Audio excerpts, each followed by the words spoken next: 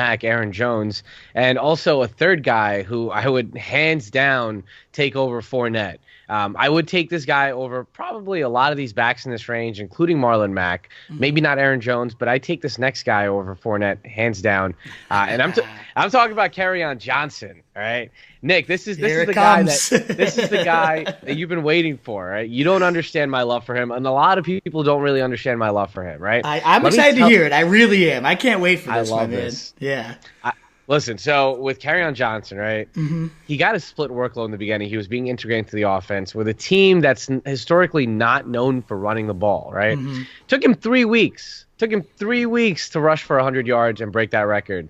I forgot exactly how long the record was. I think it was with who was that? Who was the last rusher that rushed for over 100 yards? Would you it have remember? been Joik Bell, maybe? I can't even remember. No. It was even further back than that? Like... Anyway, Barry Sanders probably. No. Yeah. Like back in like the 60s, right? Back in like the 70s. But no. So with Kerryon Johnson, the biggest thing here, right, is you have to look at the moves that these teams are making on their rosters. Let's take a look at some of the receivers, some of the tight ends that these guys have added. You look at Tommy Lee Lewis. You look at Danny Amendola, who has history with Matt Patricia. Some of those short, quicker passing route guys, the guys that can run out into the flat, quick crossers. Then you look at what they did in the draft and what they did in free agency, with the tight ends especially. I mean, they have Logan Thomas there, who they signed from Buffalo, who's primarily been a blocking tight end. Jesse James, who's primarily been a blocking tight end in Pittsburgh. Isaac Nauta, who they drafted in the 7th round. And do you remember their first pick in the draft there, Nick? You remember who they took? Yeah. They took, obviously, Hawkinson, right? Yeah. The man. The myth, the legend. This guy puts defenders in the dirt.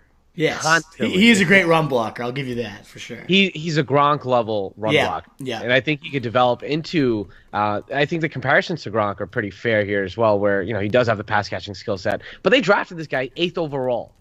I think that indicates a lot to what they want to do with this team, especially because they brought in a guy like Darrell Bevell as well. And Darrell Bevell, if you guys don't know, he was the offensive coordinator for Minnesota and for Seattle from 2006 to 2015. All right, I'm going to dive into his stats really quickly. I'm going to show you his historical metrics and his volume that's given to his workhorse running backs. So the total rushing attempts by his teams have been about 488 total team rushing attempts. The average lead running back volume out of that has been 60%. 60% of that workload goes to that lead back. That's 292 carries. I get it. He had Hall of Famers and Marshawn Lynch. He had Adrian Peterson. I totally get it. Those guys are definitely workhorses. I'm not saying that Kerryon is going to see 292 carries. For sure, I'm not saying that.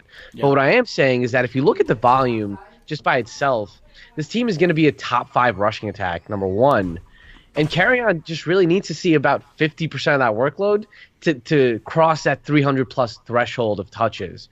And if you can get that 300-plus touches in right now the back of the 3rd round, I mean, you're just kind of stealing candy from a baby at that point. I mean, what are your thoughts on that? If he gets 300 touches, then I'll be all in. I will be with you because I think we chatted about this last time. Like, this is a talent I believe in. When I watched him play, very impressed. And if you told me Kerryon Johnson's getting 300 touches this year, then I'm with you. I will believe it, and I get Bevell has that run-centric history. He's had. I saw a stat earlier, and I thought every time I see something about Kerryon Johnson, I always just think of you right away. Just tag me, bro. And everything. I need to start, yeah. But it was Bevell's had a running back carried at least 280 times in 8 of 12 seasons as a play caller. So I mean, yes, Bevell is run heavy. I can't argue that, and I think that's a huge reason why Kerryon could break out. But I think Bevell and Kerryon in light of that are going to be anchored by the fact that Matt Patricia is just such a moron. I know he's not the play caller. He's a defensive guy. He's not the one calling plays. But him and Bob Quinn, they both come from the Patriots, and both of them have been on record multiple times this offseason saying this is a committee system. We never want a workhorse back. We like a system where we can preserve our guys.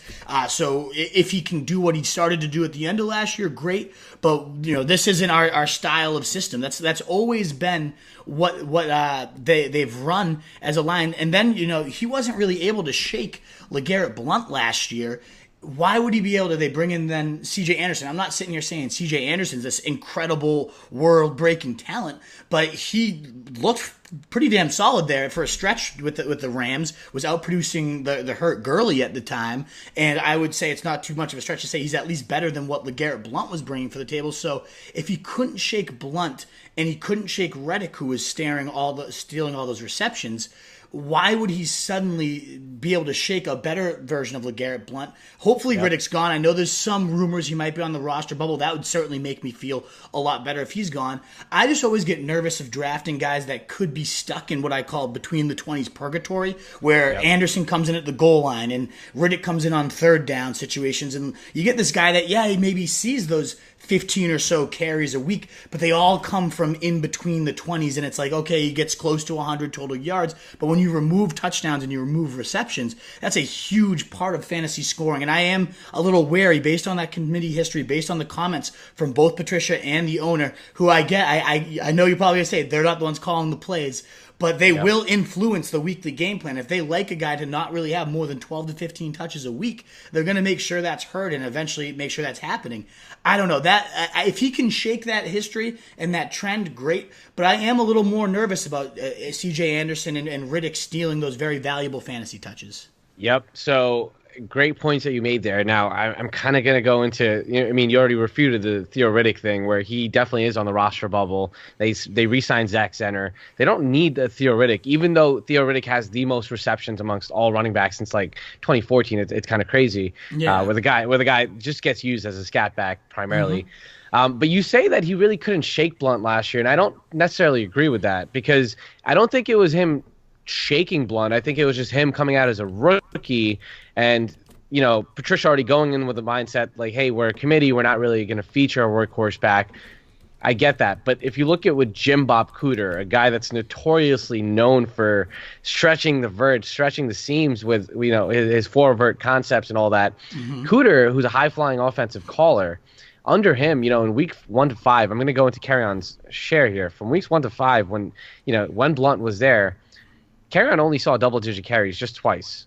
He was averaging 10 attempts a game, 3 targets a game, 2.5 receptions, and he only had 1 rushing touchdown that time.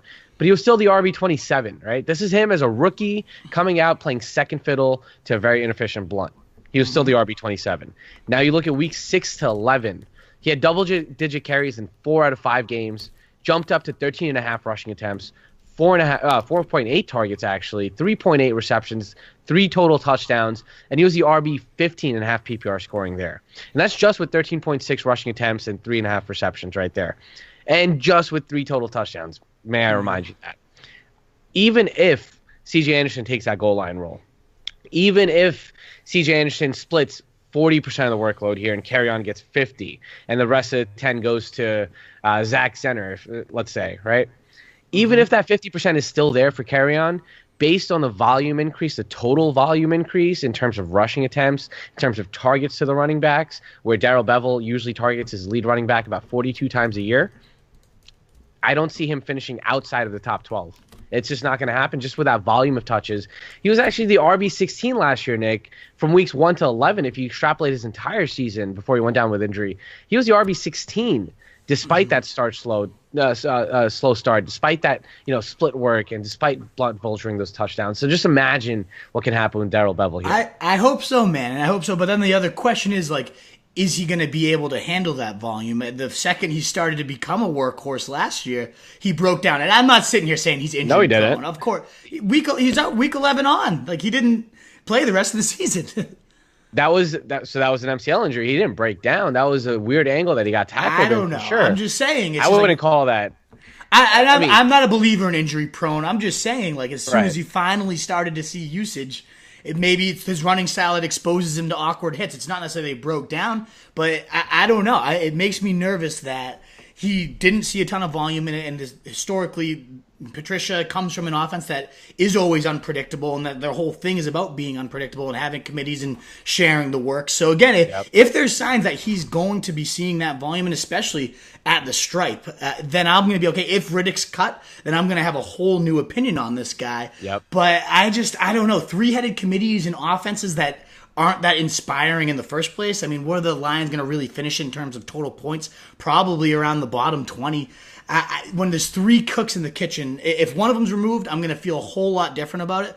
But until Riddick's cut, or until I know Kerryon might see some goal line volume, I really struggle to see him getting the volume I think you're projecting him for. If he does, I'm with you. The talent's great. I think he's hyper efficient. I think he's going to be great if he does see that.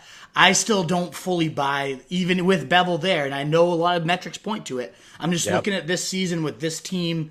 I don't know if I see it.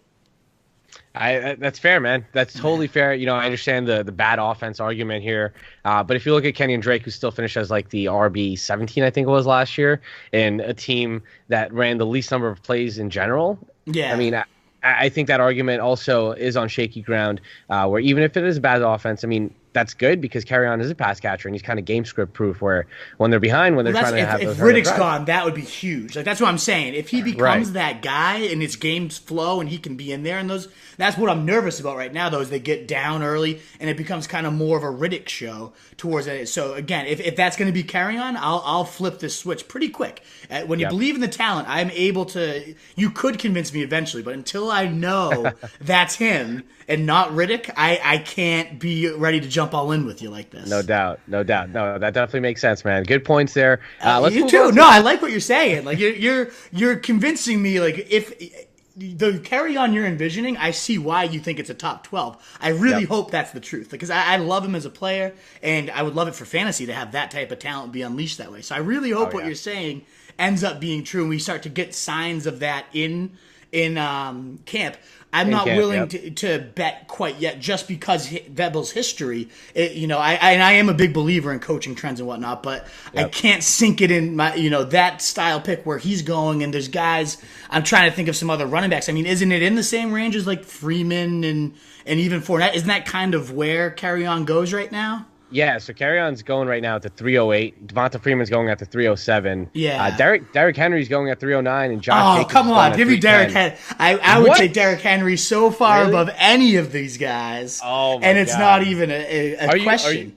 Nick, you're a Derrick Henry truther? I think it's just because I've gone all in so many times. You know those guys that you can't stop, you can't quit. I like to call it I can't quit you, Derrick Henry. I can't quit him because I know as soon as I do, he's gonna have that ridiculous 1,620 touchdown season that I've been expecting of him. And I am a truther. I mean, when he gets the volume, he's done nothing but destroy and steamroll defenses. And I really think there's almost nothing in his way at this point. Vrabel's already come out and said, Arthur Smith, the new offensive coordinator, has already come out and said, the way he rumbled at the end of last year, we don't want to mess around. We want to give him a chance to do that for the entire season. So as long as he gets the opportunity, I feel like when we've seen him get 20-plus touches, I don't have the exact stat because we're not doing him, but I feel like it's like one of those things, you're getting 150 and 2 TDs, and you're like, why is this not happening every single week? Why is DeMarco Murray still getting touches? Why is Dion Lewis still getting touches? And now at this point, I want to believe that they finally realize, this guy is a mammoth built like no other. Let's feed him 20 times a game and watch him just get 100 in a team. I mean, he was the number one scoring running back once they did start to feed him for those last, and obviously a lot of that's buoyed by when he just destroyed the Jacksonville Jaguars, just ruined the city of Jacksonville. You remember that one stiff arm on Miles Jack? Oh my good God! That's what I'm saying. Like that, when you see shit like that, it's like that's why I'm still a truther, no matter how many times he's burned me. Makes sense. That's and I guess that kind of illustrates those guys. You're going Kerryon every time in that range. I wouldn't even think bat an eye to take Derrick Henry in that same price range. So I guess that's part of the argument for me too, is where he goes. There's just guys I like a whole lot more. Interesting. See, I'm willing to reach for Kerryon, even early third, late second. That's kind of the range where I'm comfortable. I love taking it, man. This will be an interesting one. We'll see. We got our bet board, right? We got Hopkins on there. I think Kerryon is going to have to be Kerryon versus Henry. Why don't we put that one on there? Kerryon versus Derrick Henry? 100% down for that. Cool. So we got Hopkins. Yeah, perfect. We got to start typing this board up. We'll have a nice board by the end of the year and figure out a prize. Maybe the loser will have to come out to wherever the winner does, and we go out to a steak dinner or something like that, like a nice dinner. That's a great idea. Yeah, something like that. We'll come up with a total cumulative of all the bets. Whoever has the best record by the end of it has to buy the winner a steak dinner in their hometown or whatever. I'm down. Remember, I live in New York City, so things get a little pricey here. We're looking at like a $600 bet here now, aren't we?